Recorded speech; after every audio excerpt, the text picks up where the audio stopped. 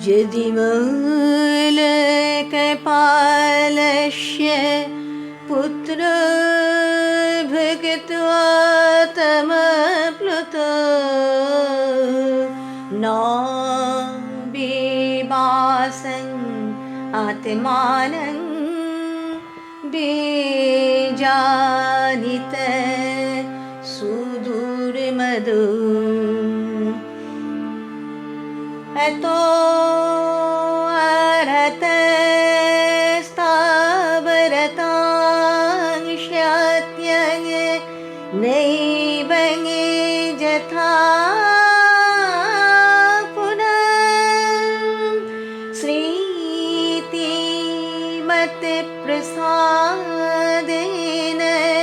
तत्रापि मदनुग्रहा।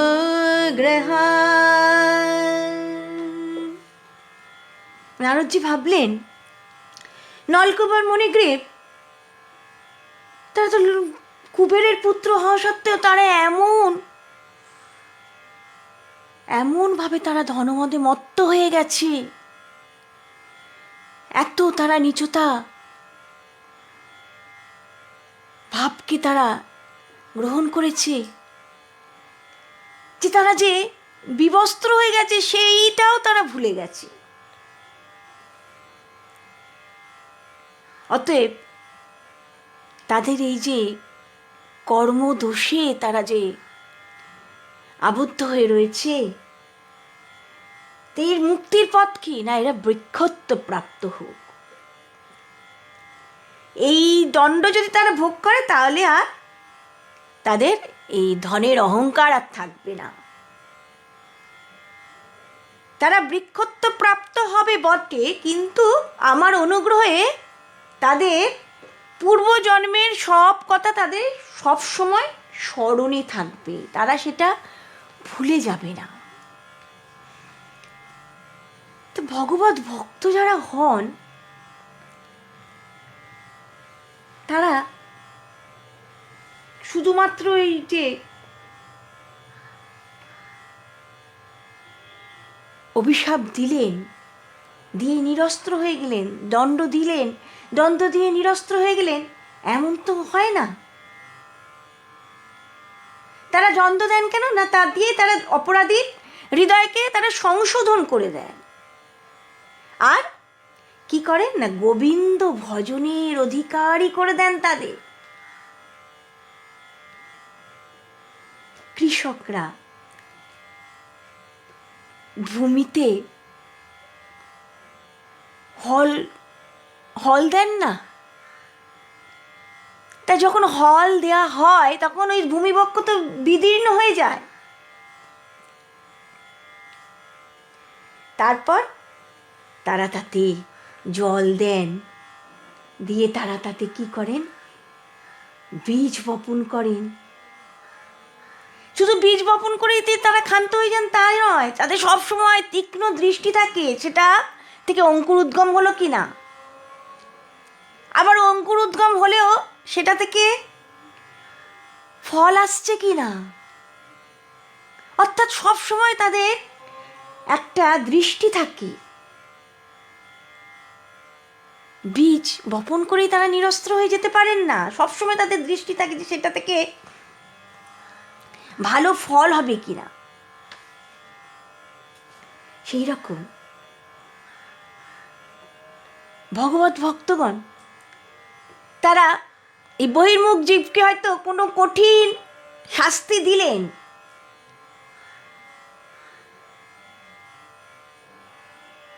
দিয়ে তারা কি করেন না, কৃষ্ণ ভক্তিরও বীজ বপন করেন। আর শুধু বীজ বপন করেই তারা ক্ষান্ত হন না, সেটা থেকে অঙ্কুর উদ্গম হচ্ছে কিনা, অর্থাৎ সাধন ভজন পথে এগোচ্ছে কিনা,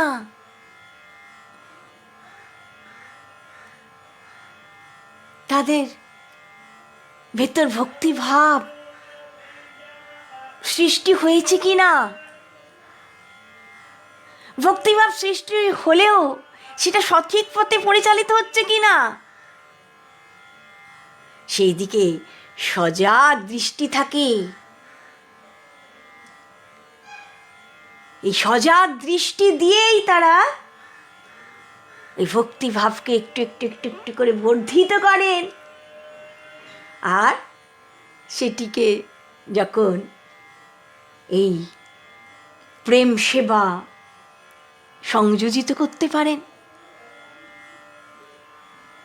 তখনই তারা আনন্দ পান, তখনই তারা নিরস্ত্র হন। নলকূপের মণিগ্রীবকে দেখেও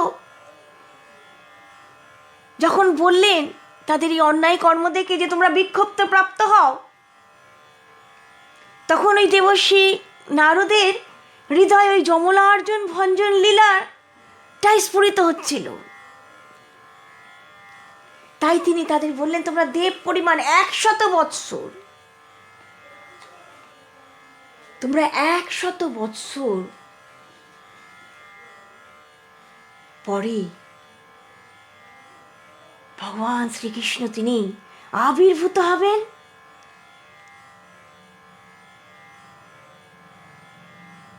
আর বাল্যলীলাবেশে তিনি তোমাদের কাছে আসবেন।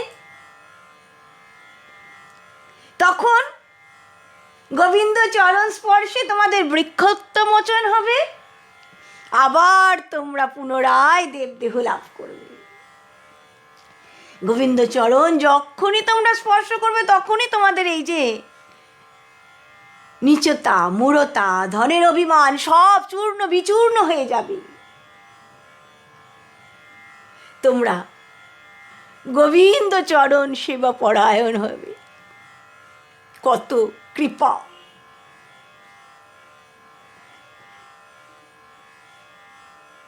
পরমহংস শিরোমণি সুখদেবজি মহারাজ পরীক্ষিতকে বলছেন,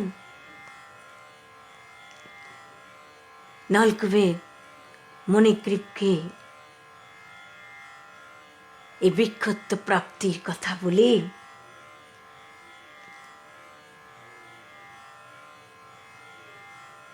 দেবর্ষি নারদ তিনি আবার বিনা যন্ত্রে হরিগুণগান করতে করতে তিনি তার আশ্রম অভিমুখে গমন করলেন। শ্রী গোবিন্দ পদারবিন্দ চিন্তা কর মনে রে, শ্রী গোবিন্দ পদারবিন্দ চিন্তা কর মনে রে, চিন্তা কর মন রে তার ধ্যান করো, মন রে তার চিন্তা করো, তার ধ্যান করো, তার চিন্তা করো, তার ধ্যান করো। নলকূপের মণিগ্রীব ওই সেই সময় থেকে তারা বৃক্ষোক্ত প্রাপ্ত হয়ে গোকুলে অবস্থান করছিল।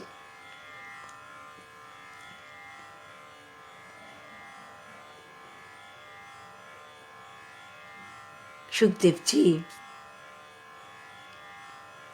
মহারাজ পরীক্ষিতকে বলছেন,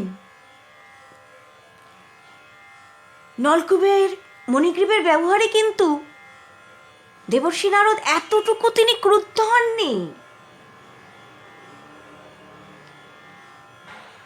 তিনি তো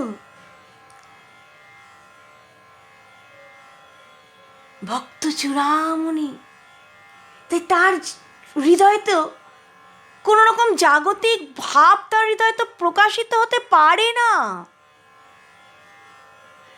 তিনি তো সর্বদাই গোবিন্দের নাম, গুণ, লীলা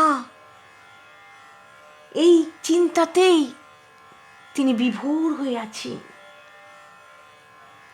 তাই তিনি কখনোই মনে করা উচিত নয় যে নলকূপের মণিগ্রীব নারদ ঋষিকে অবজ্ঞা করেছিলেন, তাই নারদ ঋষি ক্রুদ্ধ হয়ে তাদের দণ্ডদান করেছিলেন, এটা কখনোই মনে করা উচিত নয়। তিনি তাদের এই নীচতা দেখে, তাদের এই ধনমত্ততা দেখে তিনি তাদের অনুগ্রহ করলেন।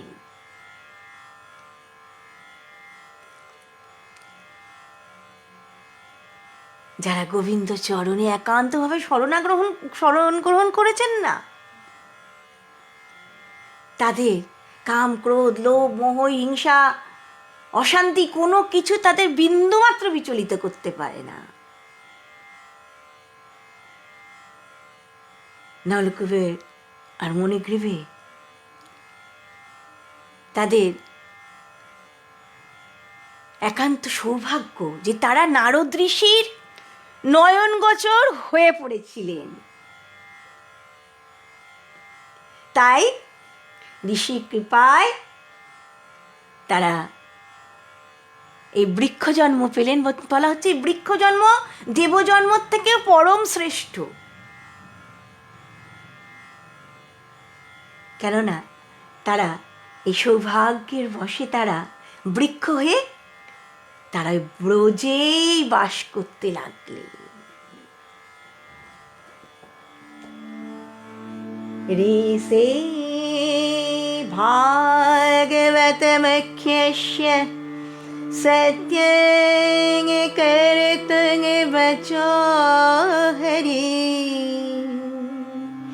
जय गाम सनकैस्तत्र जत्र स्थ जमलार्जुनो।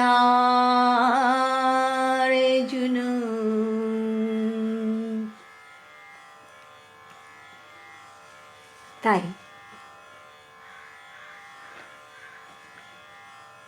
ওই অর্জুন বৃক্ষের দিকে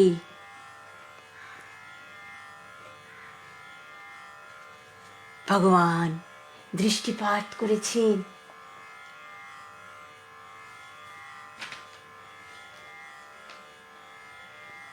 দৃষ্টিপাত করা মাত্রই তার ওই দেবর্ষি নারদের কথা মনে পড়ল।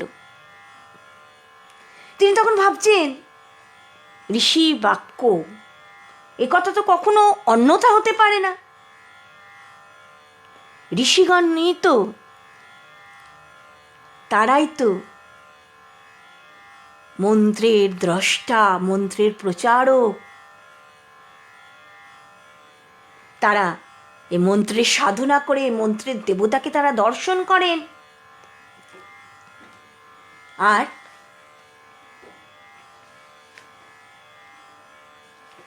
এই দর্শন করে তারা এই যে ফল লাভ করেন, এই ফল লাভ করে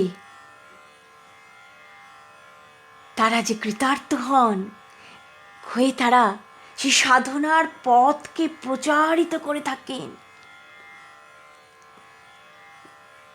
ঋষিদের কৃপাতেই তাই এই সাধারণ মানুষ, জগৎবাসী, তারা ওই সাধনার পথকে জানতে পারেন। ঋষিগণ তো তীব্র সাধনা করেছেন, কত সংযম পালন করেছেন, তারা কত ধৈর্যের সাথে তারা মন্ত্র জপ করেছেন।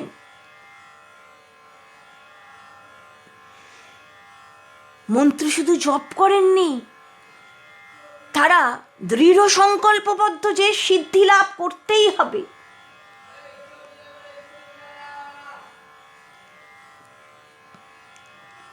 তাদের কি চিন্তা না, সিদ্ধি লাভ করতে হবে, তাদের অন্য কোনো চিন্তন নেই। তারা দর্শন করবেন, সিদ্ধি লাভ করবেন, আর তাদের এই সাধন পথ জগৎবাসীকে জানিয়ে দিয়ে তাদের ভক্তিপথে আগ্রহী করে তুলবেন। এই তাদের জীবনের কামনা বাসনা। কোনো নীচতা, কোনো স্বার্থপরতা, কোনো কিছু চাহিদা তাদের বিন্দুমাত্র স্পর্শ করতে পারে না। আর এই পথে চলেই জগৎবাসী তারা ভক্তিপথের সন্ধান পান, তারা এই ভক্তিপথে অগ্রসর হয়ে ভক্তে পরিণত হন। তাই ঋষিদের ঋণ কোনোভাবেই পরিশোধ করা সম্ভবপর নয়। আর এই ঋষি বাক্যের কথা এই ঋষি বাক্যের সত্যতা যদি আমি রক্ষা না করি, তাহলে তো এই ঋষি বাক্যের প্রতি কারোর আস্থা থাকবে না।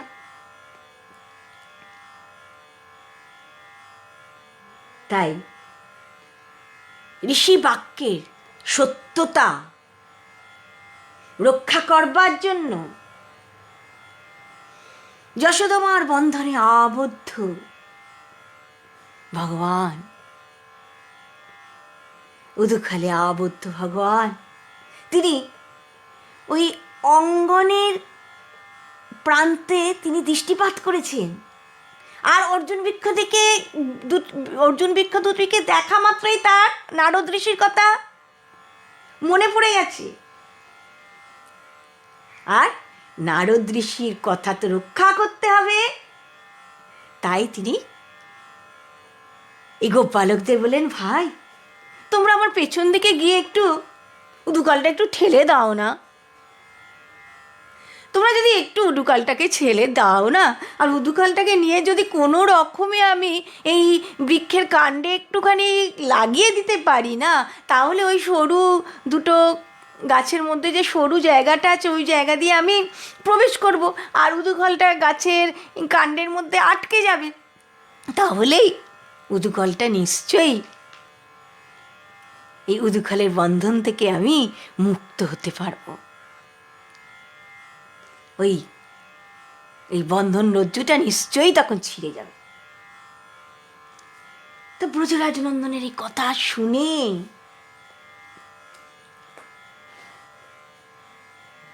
এই গোপালকেরা তারা তো অত্যন্ত উৎসাহিত হয়েছে।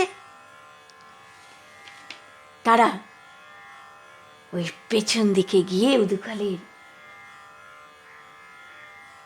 উদুকালটাকে ঠেলছে।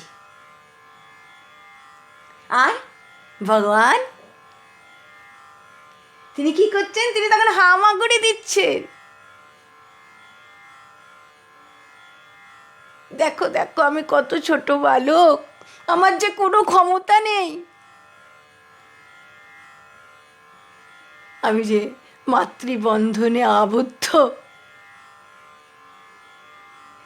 ওই হামাগুড়ি দিচ্ছেন বটে, কিন্তু আবার তীক্ষ্ণ দৃষ্টি আছে, মা যেন জানতে না পারেন। তাই ওই গোপালকদের বলছেন, ভাই ছেলো, কিন্তু শব্দ যেন না হয়। শব্দ হলেই তো মা শুনতে পাবেন, আর মা যদি একবার শুনতে পান তাহলে তো মা এসে আমাকে আবার দণ্ড দেবেন। তাই গোপালকেরা অত্যন্ত ভীত চকিত হয়ে তারা একটু ঠেলছেন আর একটু দেখছেন ওই মা এলো কিনা, ওই মা এলো কিনা।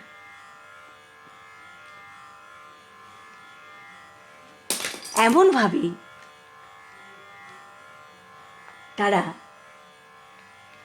উদুকালটি ঠেলছেন, আর ভগবান তিনি হামাগুড়ি দিয়ে ওই অর্জুন বৃক্ষের দিকে তিনি অগ্রসর হচ্ছে।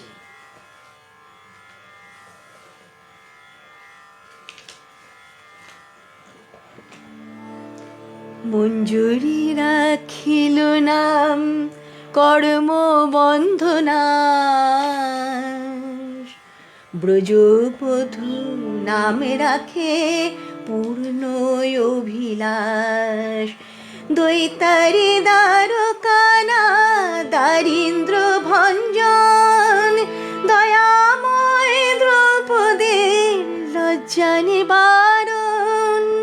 স্বরূপে সবার হয় গোলকেতে স্থিতি, বৈকুণ্ঠে বৈকুণ্ঠনাথ কমলার পতি। রসময় রসিক নাগর অনুপম, নিকুঞ্জ বিহারী হরি নব ঘনশ্যাম, শালিগ্রাম দামোদর, শ্রীপতি শ্রীধর, তারক ব্রহ্ম সনাতন পরম ঈশ্বর, কল্পতরু কমল লোচন ঋষিকেশ, পতিত পাবন গুরু জ্ঞান উপদেশ।